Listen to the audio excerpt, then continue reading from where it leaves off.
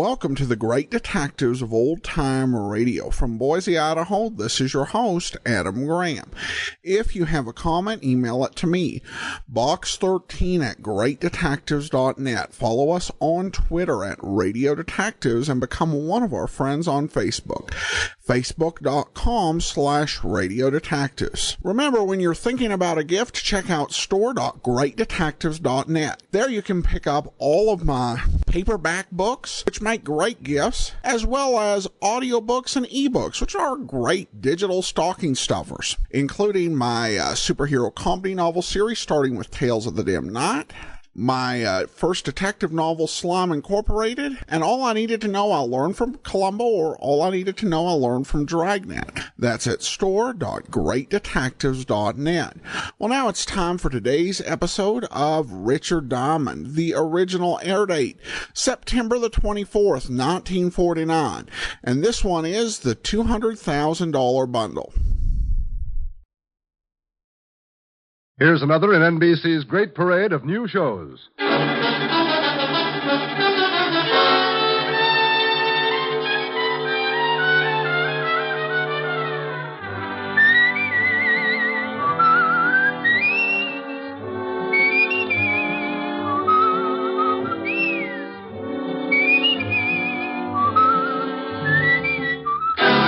Now, Dick Powell as Richard Diamond, private detective.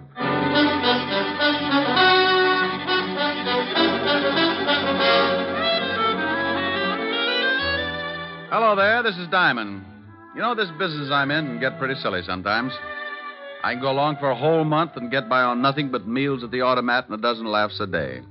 The funny ones usually pay just as well as the tough ones, but eventually somebody starts something that's about as funny as an open grave. So then I put on a long face and start carrying my .38. I don't worry about those times because I don't think about them. I just know they'll be around, and I know I won't have to bother about it unless I get my 100 a day in expenses. That's the equalizer. As long as I get that ever-loving loot in my little hot hand, Lucifer can walk in with a machine gun, and I'll arm wrestle him for the price of a hot dog. Last week, I stopped in the middle of a real yocker and realized that I'd been giggling overtime. That's right. The cycle had caught up with me, and the label on my future had changed from fun time to trouble, and no guarantee as to the date of expiration. What started all this? Well, one morning on 53rd Street, a couple of guys were just pulling up in front of a garage. This the garage? Yeah. Go on, drive in.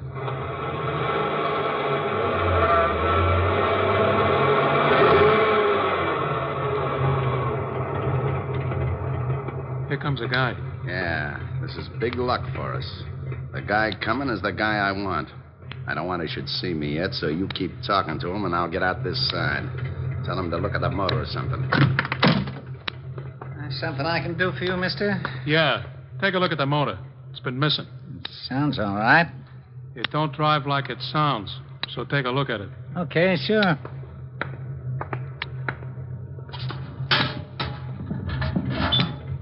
Race it once. Huh?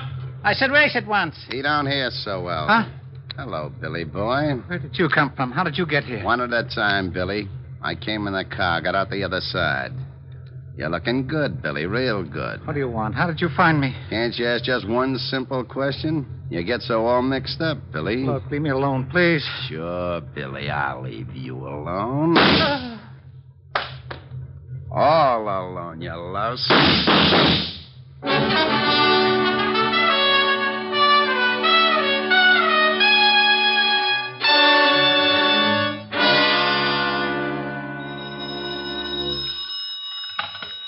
Diamond Detective Agency, our 30-day test revealed that not one single case of throat irritation was due to strangling. Oh, Rick, you're awful. Oh, how can you say that? I'm lovely, I'm engaged, now you steal wool. Oh, you idiot. Ah, you peaked. Hello, honey. Hi. Am I going to see you tonight? Sure, what'll we do? You get here about 8, I'll think of something. Oh, let's stay in. I've got that awful broke feeling again. Oh, is business bad, Rick? Well, it's pretty bad, but it gives me a chance to get some exercise. Exercise? Yeah, I found a Japanese beetle in the desk the other day, been giving me judo lessons. I'll just pretend I didn't hear that. Don't knock it. Vaudeville's on the way back. Leave it alone. Let it live. Helen. I'll see you about 8. Wait a minute, honey. I think I forgot to shut something off. People are running in. Clients? I'll find out. Oh, would one of you gentlemen mind dropping a few $100 bills on the floor? Well? I'll call you right back. I don't think they're spendthrifts. All right, Rick. Bye. Bye, honey. Well, now, lads, what can I do for you? Your name Diamond? Yeah? Would you mind closing the door? I've got a beetle that'll break my arm if he catches cold. Hey, this guy's screwy, boss. Shut the door like he says. You got a beetle, huh, funny man? Yeah, and I'll bet you 8 to 5 he can throw you. Well, if you have got a beetle, he must be running around your head, but I ain't got time to find out. You know something? I don't think we're going to get along. You may be right, funny man. It depends. On what? On whether or not you turn the bundle over to me. Look, Rockerhead, if you're looking for your laundry, you got the wrong Ben. I don't like the way this guy talks. Now, but first we ask him nice. We want the bundle, funny man. You just said that. I say it again for you. Then if you don't get it, I make you understand. Like how? You couldn't point out Clyde Beatty in a lion cage. Here it is. Now try hard. I want the bundle. I know this'll throw you, but what bundle? He's going to be difficult, boss. Shut up. Look, Shamus, some of my friends think I'm kind of good-natured, but sometimes I fool them and get nasty. You should be ashamed of yourself. You want to know what bundle? I tell you. Maybe you snap out of it.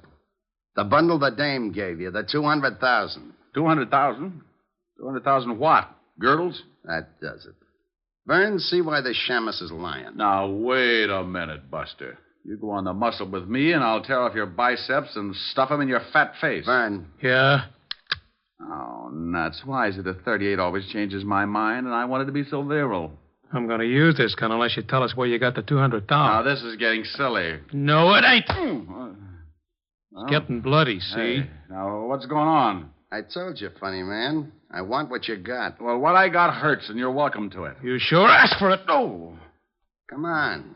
You save your head from getting squashed, and me and Vern save a lot of time. Where you got the dough? Look, I didn't know what you were talking about when you started, and I'm just as stupid now. You are that, funny man. Vern? Hey, wait. Now, A gun barrel can cut you up pretty bad. You want to see how bad, or do you want to tell us? You think I like the massage? I tell you, I don't know what you're talking about. I don't like to be kept waiting, you. I don't like it none, see? Now you spill your guts, so my boy chops you up like hamburger. Open your yap and sing. Sing, you hear me? Okay, but you won't like it. I can't begin to tell you. Close his lousy mouth. Close it good. Oh, I knew you wouldn't like it. Oh! Now, funny man, you got a wisecrack? You gonna still make like a hero? Answer me, funny man, or I step on your face. Boss. Shut up. But, boss, Yeah, what do you want? he don't hear you. He's out. Huh? Oh. Well, what did you sap him so hard for, stupid? Maybe you turned him off for good. Nah, he'll be around in a couple of minutes. Then I can work on his ribs. He'll tell us where he's got the dough. Oh, I don't know. You don't know what? He's got the dough, you sure know that. Yeah, the dame says she give it to him. You think maybe she crossed you? You think she skipped? I think maybe we better find out. This Shamus is pretty stubborn or pretty clean. I think we find out. How? You watch. I'll search the joint, then we'll get out of here. What about the Shamus? He'll make it all right. I want him around for a while. After we find the dough, you can put him back to sleep.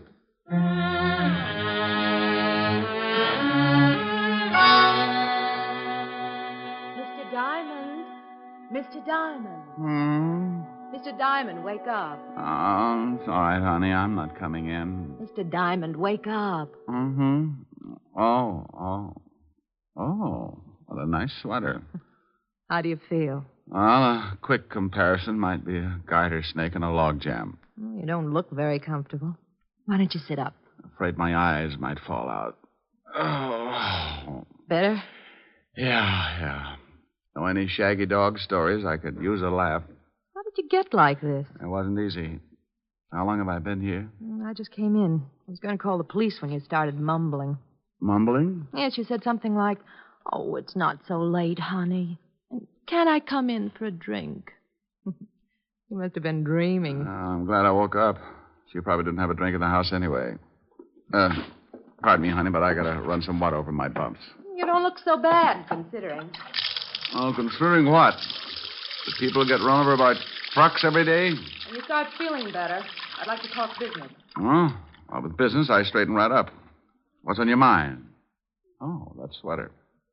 I want you to guard something for me. Why? You're the type that goes bear hunting with a switch. Is that supposed to be nasty? Well, take a guess. I just get mauled up by two gorillas, and before they get nasty, they mention some dame and some money, and you know anything about it? Why should I? Well, I wake up, and there you are. I thought maybe you stopped by to see if the boys get a gold star for the work. I don't know anything about it. Now, do you mind if I sit down? No. I'm sorry, I haven't got anything more comfortable. Termites just walked out with my couch. What do you want guided, lover? I can't tell you what it is, but it's in a locker at the 42nd Street subway. I want you to pick it up and keep it with you until I call for it. I get $100 a day in expenses, and I don't know what I'm doing. The fee looks like a skyrocket. Here's $500.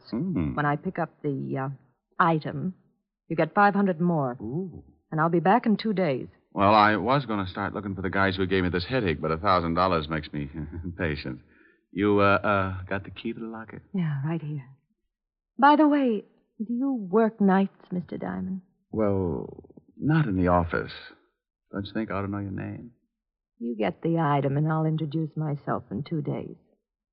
And I do keep a drink in the house, Mr. Diamond. She got up then and walked out of the room like Eve with half an apple. I put some iodine on my face and headed for the 42nd Street subway. All the way down, I kept thinking about those two mugs who had worked me over, and for the life of me, I couldn't guess why. I didn't know it then, but if I could have guessed, it probably would be for the life of me. I reached the subway and went down. I found the locker, opened it, reached in, and pulled out a small black leather bag with a lock on it. Out of curiosity, I tested the weight and finally decided I must be guarding a sack full of spider webs. I tucked it under my arm and turned to go. But sometimes things don't always work out the way you plan them. Okay, Shamus. Let's have the bag. Oh, when am I ever going to make Eagle Scout? I should have smelled something. Hello, Vern. I'm in a hurry. If you wisecrack, you get dead. Give me the bag. Where's your friend? Out collecting heads? I guess I gotta kill you. Well, guess again. Here's the bag. Okay. I should make a hole in you just because you ain't honest. You had the dough all the time. You mean in that bag? Oh, now don't tell me it ain't in it. Well, if it is, Buster, it's all in one bill. Feel the weight. Hey, it is too late. Why, you lousy, no-good gumshoe. This time I don't play around. Frank wants that dough, and you're going to show me where it is. Oh, I wish you'd get yourself a 22. Those big guns make dents in my back. I'm going to count 3, and you're going to tell me where the dough is, or I'll kill you all over the place. You could make it 100, could you? It's so much fun when you pass 50. Be funny. You're only killing one guy. 1. This never happened when I went on next to closing. 2. Oh, now, wait a minute. Look. You look. It's your last chance. Drop it, Vern. You're boxed up. Hey, who's that? The Marines. Why, you dirty... Rick, are you all right? Oh, Walt, I know you're bashful about these things, but you're going to be kissed. Oh, now stop that. Otis, have your boys keep the crowd back. All right. Keep back. Come on. What about the gunner? You shot him good, Lieutenant. Well, I'm glad you noticed, you mallet head.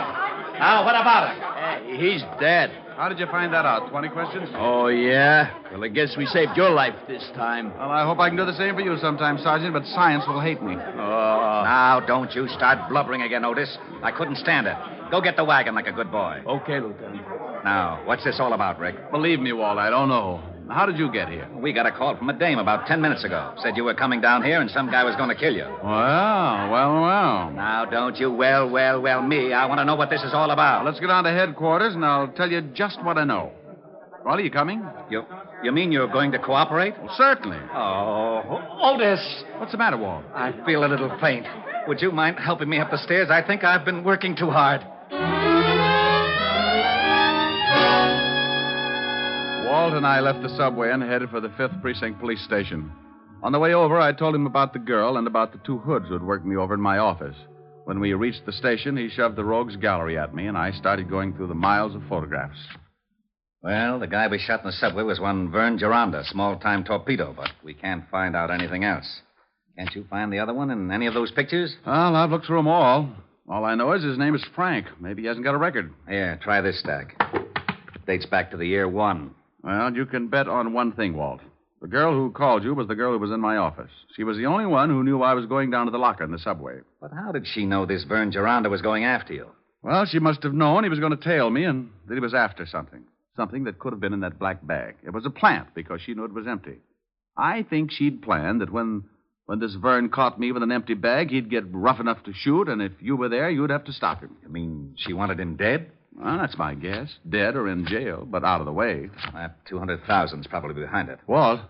You find something? Yeah. This is the other guy who came into the office. Yeah? Let's see. Hey, what do you think you're doing? What's the matter with you? This is the man. You're crazy. Now, you listen to me. If you're trying to start one of those routines Oh, again... now, wait a minute.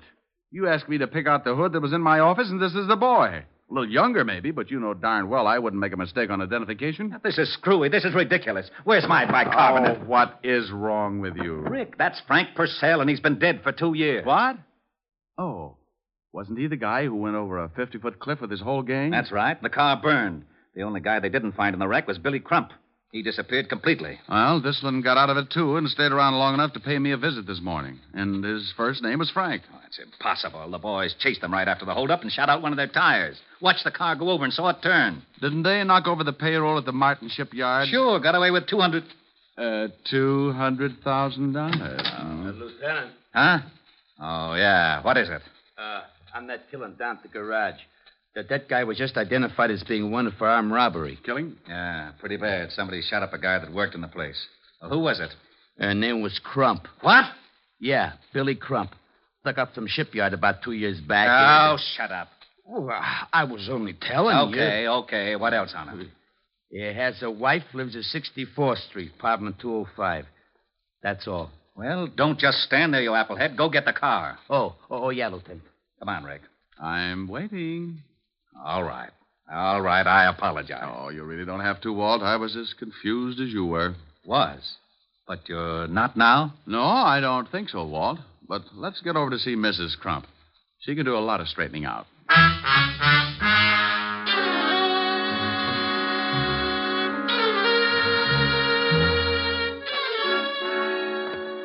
I hope Mrs. Crump is in.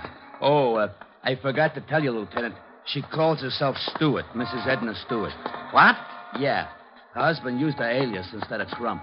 Oh, well, that's all right, Sergeant. Maybe when you start pounding a beat again, you'll think of those little things. 205, wasn't it, Walt? How about it, Sergeant? It was 205, wasn't it? Oh, yeah, Lieutenant. 205, that was it. I remember. I might make a few mistakes. Shut up. Walt, hold it down. I'm sorry. Otis. Yeah, Lieutenant? Shut up. Here it is, Walt. I'll give it a knock. Go ahead.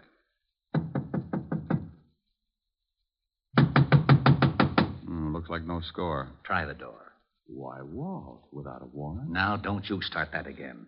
If Frank Purcell is still alive, we're going to grab that 200 grand. We've got to work fast. Besides, I'm not trying the door. You are.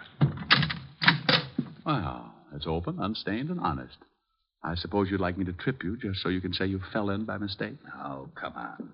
Pick up your big feet, Otis. That would be hard, even for Samson. Oh, yeah. Now, you listen to me, wise guy. I'm getting sick and tired of...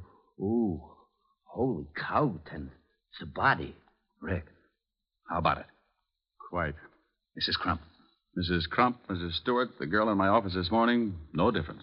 I figured she might be the one in your office when I heard Crump had a wife.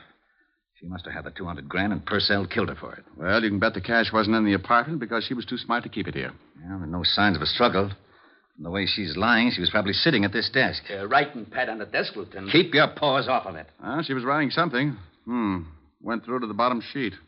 Yeah, numbers. Otis, start casing the place and have a conscience when you pass the icebox. Okay, Lieutenant. Too many numbers for a phone. Walt, what are we looking for? Purcell and the 200,000. Okay. Now, we don't know where Purcell is, but that 200,000 had to cool off until Crump could spend it. So? Now, where would be the safest place to keep that much cash? The numbers.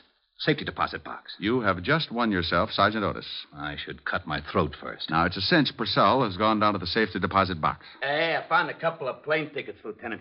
And it looked like they'd started to pack. Yeah, let me see them.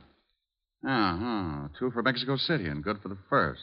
That ties it. Would you mind whispering in my ear, or am I asking too much? Walt, when Mrs. Crump came to my office, she made it very clear she'd be back in 2 days. That's the first of the month. I don't know how long she'd been there before I woke up, but she was interested in my office, and she was coming back in 2 days. Now, if she wanted to hide something, the best place would be somewhere that had already been searched. Otis, You think you could dig up a safety deposit box under the name of Crump or Stewart? Here's the number. I can try. Stout fellow. Now, Walt, if Frank Purcell did kill the girl and then headed for the deposit box, I don't think he found much. And the only other person that Mrs. Crump contacted and that he suspects is yours truly. Uh-huh. And he'll tail you, or worse. I hope so.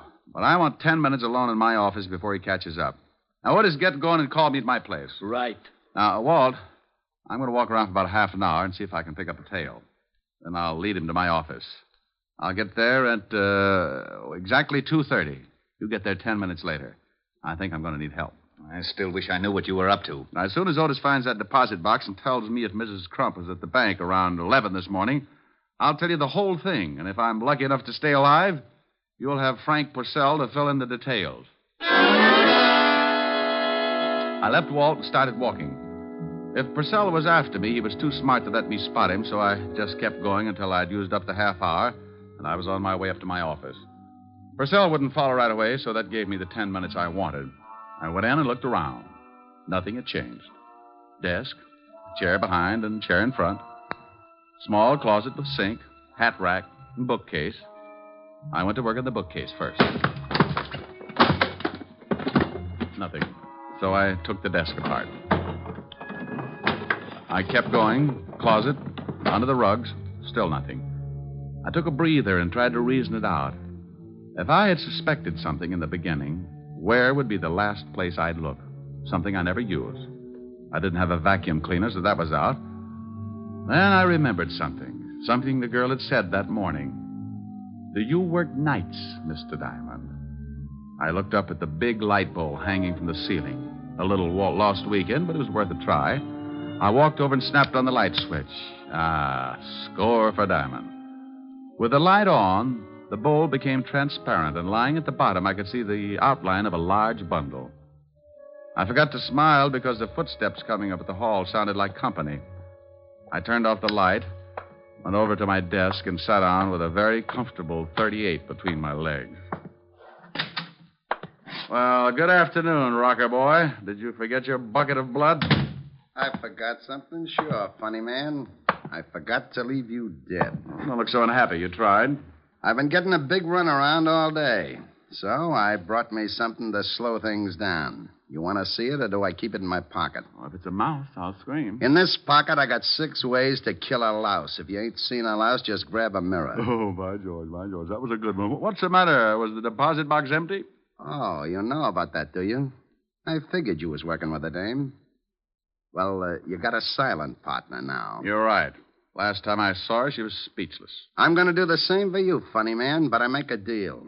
You say no or even maybe, and I'll kill you where you sit. You say okay, and I'll let you keep going till you choke on one of your jokes. You tell me if I'm right, and I'll give you a quick answer. You've been after Billy Crump ever since the shipyard robbery because he got away with the money. You finally found his wife, and she got scared. She bought 2 tickets to Mexico. How'm I doing? Great. You tell a good story. When Mrs. Crump saw all that lovely cabbage, she got greedy. She got a hold of you and made a deal. Yeah, she was a pretty smart chicken.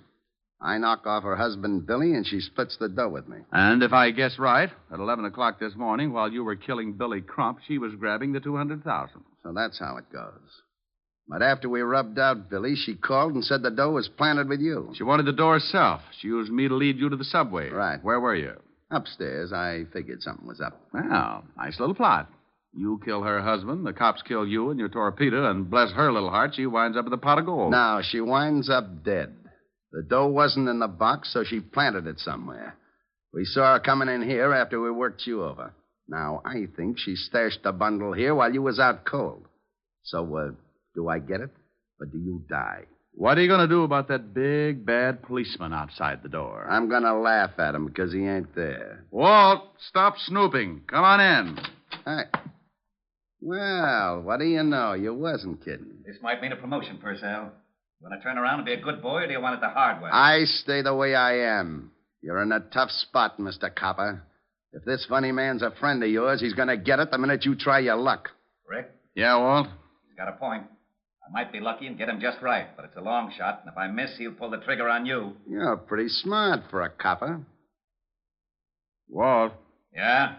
The way it looks, we could be here all night unless somebody gets shot. That's the way it looks. What do you think, Purcell? Like I said, the cop guns me, I gun you.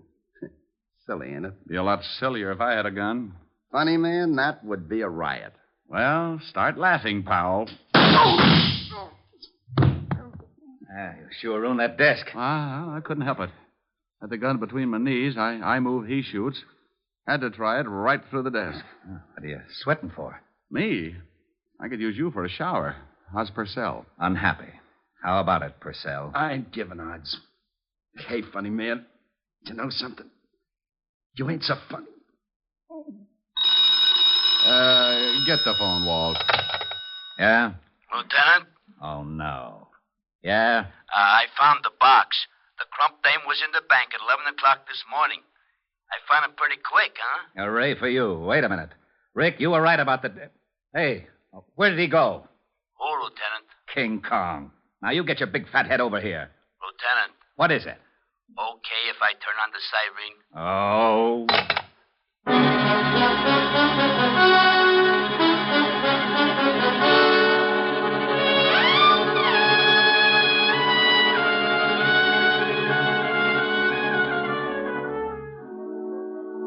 Here's the iodine and bandages, Miss Helen. Oh, thank you, Francis.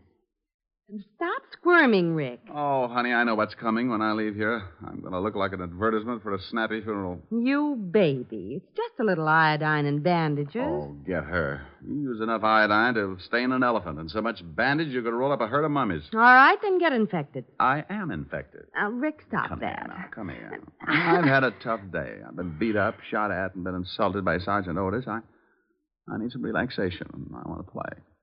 Should I leave, miss? You stay right where you are. I think there's a wolf loose. Francis. Yes, Mr. Diamond. Have you studied your lessons on how to be a private detective? Oh, yes, sir. I'm up to Chapter 8. But have you read Chapter 8 yet? Well, no, sir. Oh, that's too bad. I was going to give you some first-hand advice on that chapter tonight. Oh, I'll go read it right away, sir. May I, Miss Helen? Go ahead, Francis. I can't win. Oh, this will be jolly. Now, come here, you. But, Rick, stop it. Get away from that piano. No. You are my sunshine, my only sunshine. You make me happy. Well, you know what they say about music soothing a savage beast. If you don't like it, you sing something. Oh, what for? You don't even look a little wild. Sing something. I'll get as wild as you want. Oh, now there's a statement. Go on. All right. Little girl, you're the one girl for me. Little girl, you're as sweet as can be. Just a glance at you meant love from the start. And oh, what a thrill came into my heart. Little girl, with your cute little ways, I am yours for the rest of my days. And this great big world will be divine. Little girl, when you're mine, oh, mine.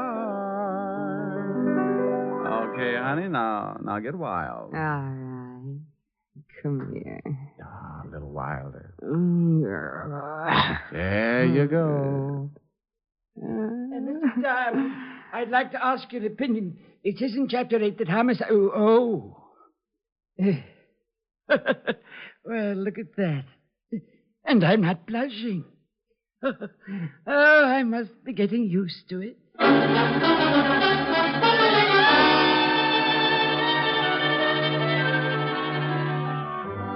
You have just heard Richard Diamond, Private Detective, starring Dick Powell. Helen was played by Virginia Gregg. Lieutenant Levinson by Ed Begley. Also in our cast were Wilms Herbert, Gene Bates, Robert Carroll, and Ted DeCorsia. Music was under the direction of Frank Worth. Richard Diamond is written by Blake Edwards and directed by Richard Sandville. Now, here is Dick Powell. Ladies and gentlemen, if you've been enjoying our show, and I sure hope you have, be sure to listen on Monday evenings beginning October 3rd instead of Saturdays. Did you get that? Beginning October 3rd, we will be heard on Mondays instead of Saturdays.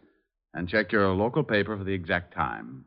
Dick Powell soon will be seen in the screen version of the best-selling novel, Mrs. Mike.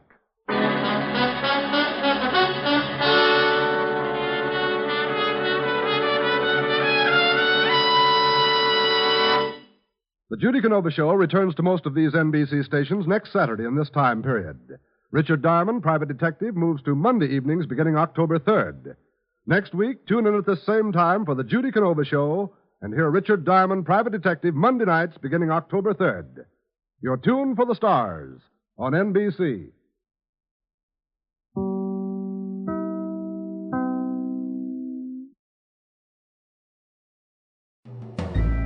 This is Andrea J. Graham, author of the Web Surfer series. Oh, and a Madam's Wife. You're listening to the Great Detectives of Old Time Radio.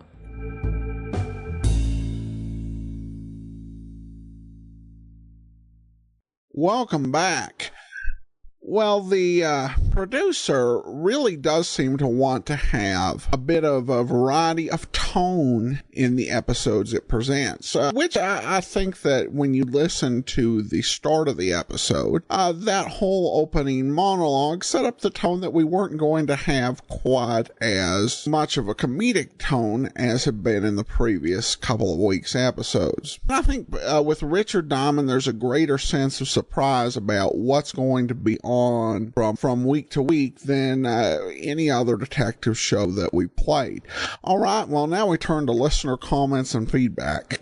Our first email we have is from Andrew, who says, regarding the Van Dyke seance case, says, just listen to this episode. Did you pick up that Peggy Weber played both the medium's assistant and the niece? I think she may have done the aunt as well. I do recall hearing her do all three female characters on one program, but I wasn't paying enough attention to the aunt that when she appeared to identify the voice. Keep up the good work. Thanks so much, Andrew. I don't know quite for sure how that does break down. Actually, the only two female names in the credits were Peggy Weber and Virginia Gregg. Both of these women were incredibly flexible voice actresses, and it wasn't unheard of for either of them to do three characters in the same program. So it's hard to tell, again, with the aunt being on for such a brief time. All right, well, that will do it for today. Join us back here tomorrow for Boston Blackie. Next Wednesday, another episode of Richard Diamond. And then, a week from Tuesday, it's the Private Files of Rex Saunder. In the meantime, send your comments to box13 at greatdetectives.net. Follow us on Twitter at Radio